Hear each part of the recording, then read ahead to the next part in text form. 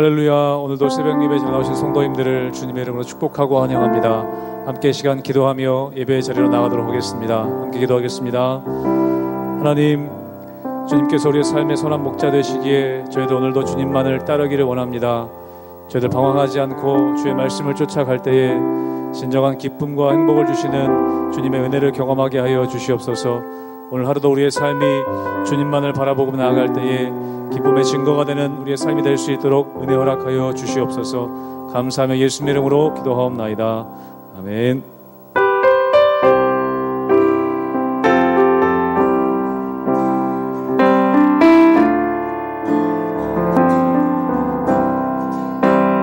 예수를 나의 구주 삼고 성령과 피로써 거듭나니 이 세상에서 내 영혼이 하늘의 영광 누리도다. 이것이 나의 간증이요, 이것이 나의 찬송이세. 나 사는 동안 끊임없이 구주를 찬송하리로. 온전히 주께 맡기네요. 사랑의 음성을 듣는 중에 천사들 왕래하는 것과 하늘의 영광 보리로다. 이것이 나의 간증이요, 이것이 나의 찬송이세. 나 사는 동안 끊임없이 구주를 찬송하리로.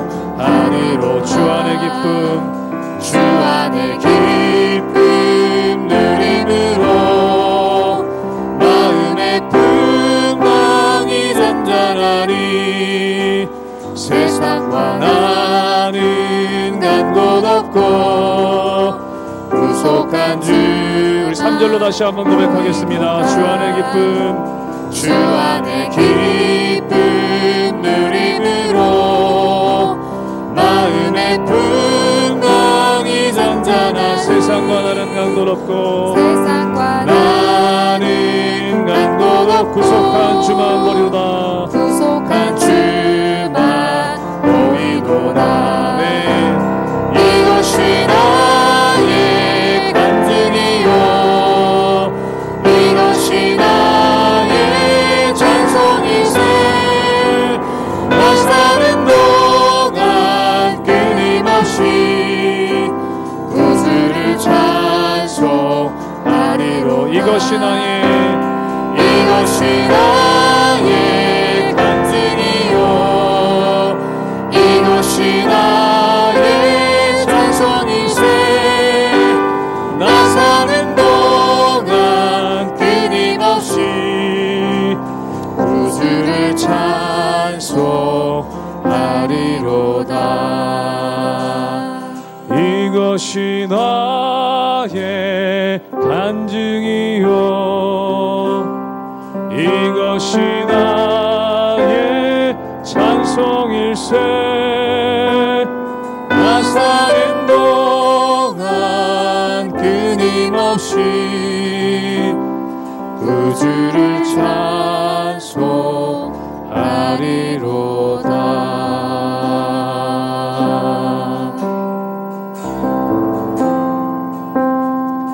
주님 말씀하시며 내가 나아가리다. 주님 뜻이 아니면 내가 멈춰서리라. 나의 가고 서는 것 주님 뜻에 있으니 오 주님 나를 이끄소서. 주님 말씀하시면 내가 나아가리다. 주님 뜻이 아니면 내가 멈춰서리라. 나의 가고 서는 것 주님 뜻에 있으니 오 주님 나를 이끄소서. 뜻하신 그곳에 나 있기 원합니다. 이끄시는 대로 순종하며 살리니 연약한 내 영혼 통하여 일하소서. 주님 나라와 그 뜻을 위하여 주님 날 이끄소서. 오 주님 나를 이끄소서. 주님 말씀하시면 내가 나가니. 주님 뜻이 아니면 내가 멈춰서리라. 나의 가고 서는 것 주님 뜻에 있으니 오 주님 나를 이끄소서. 뜻하신 그곳에 나 있기 원합니다. 이끄시는 대로 순종하며 살리니 연약한 내 영혼 통하여 일하소서. 주님 나라와 그 뜻을 위하여. 한 번 더 고백합니다. 뜻하신 그곳에 나 있기 원합니다. 이끄시는 대로 순종하며 살리니 연약한 내 영혼 통하여 일하소서. 주님 나라와 그 뜻을 위하여 오 주님 나를 이끄소서. 오 주님 날 이끄소서. 오 주님 나를 이끄소서.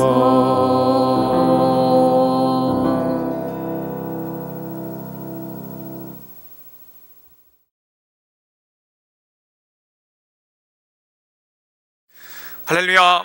하나님의 은혜와 평강이 우리 성도님들 삶 가운데 날마다 가득하시기를 주님의 이름으로 축원합니다.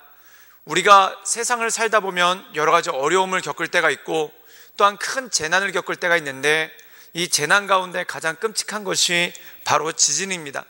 지진이 끔찍한 이유는 무엇입니까? 땅이 흔들리고 또한 땅이 갈라지기 때문에 이 지진이 끔찍하죠.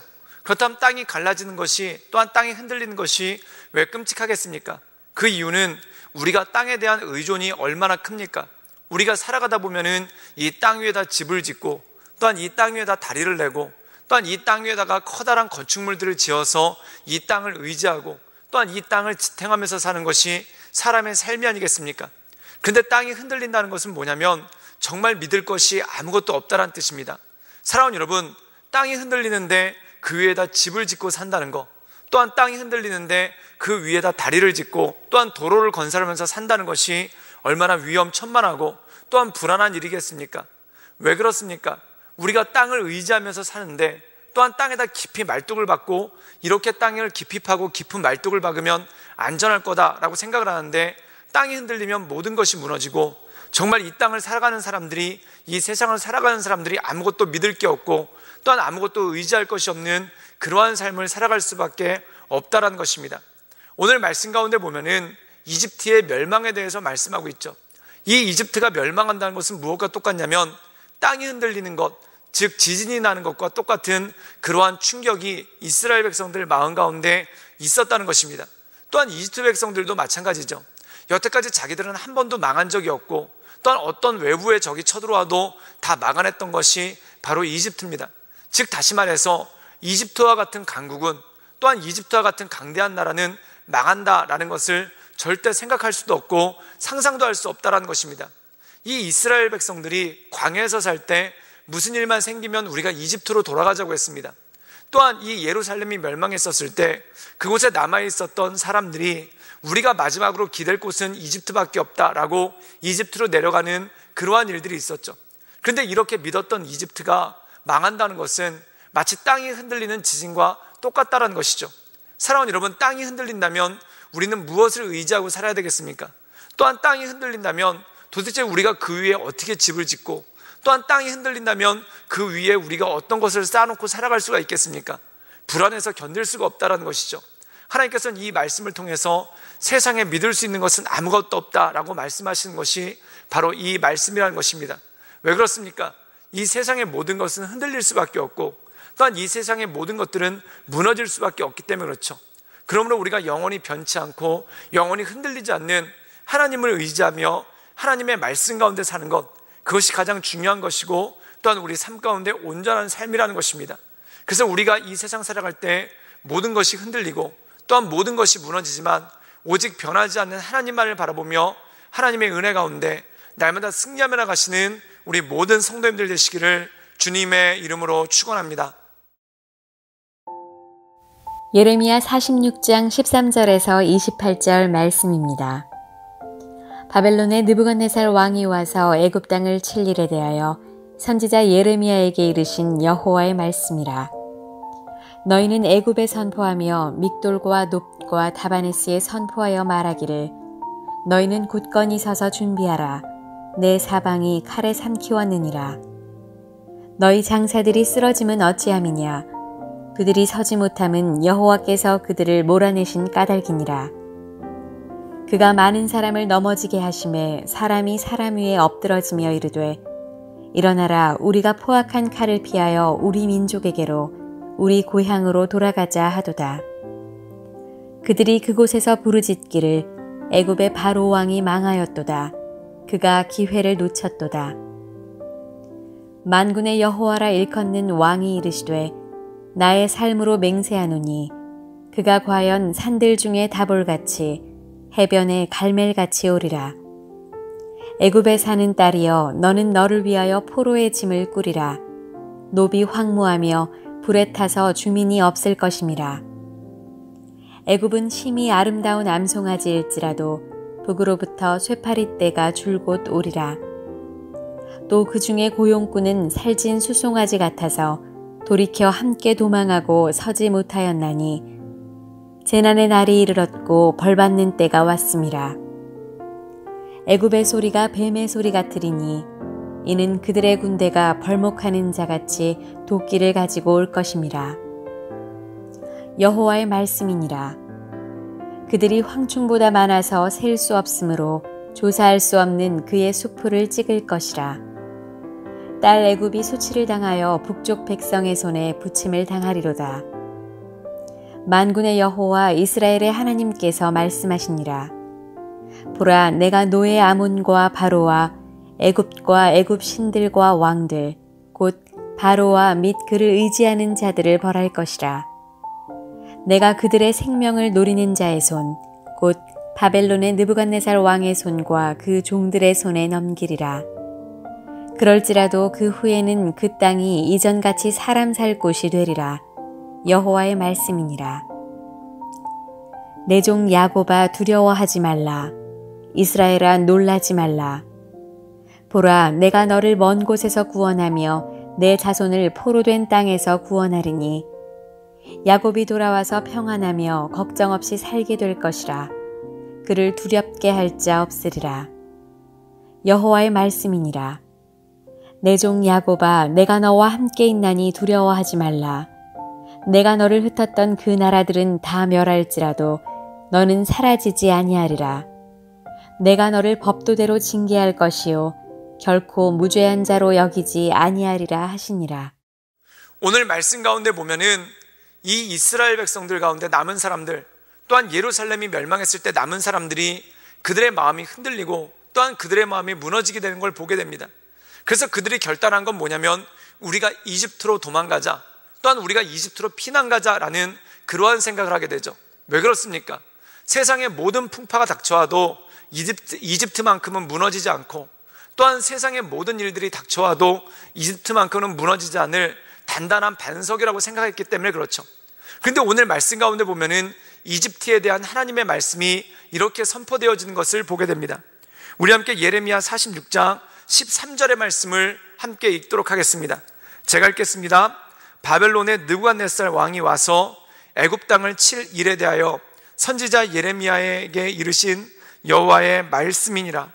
오늘 말씀 가운데 보면은 바벨론 왕 느부갓네살이 이 이집트를 침공한다라는 말씀이 그 안에 나왔다라는 것입니다.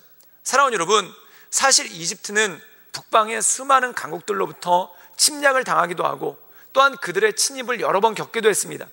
그런데 그때마다 이집트는 번번이 다 그것을 무찔러냈고, 또한 북방의 나라들이 망할지라도 이집트는 흔들리지 않는 반석처럼 늘 굳건히 서 있었죠.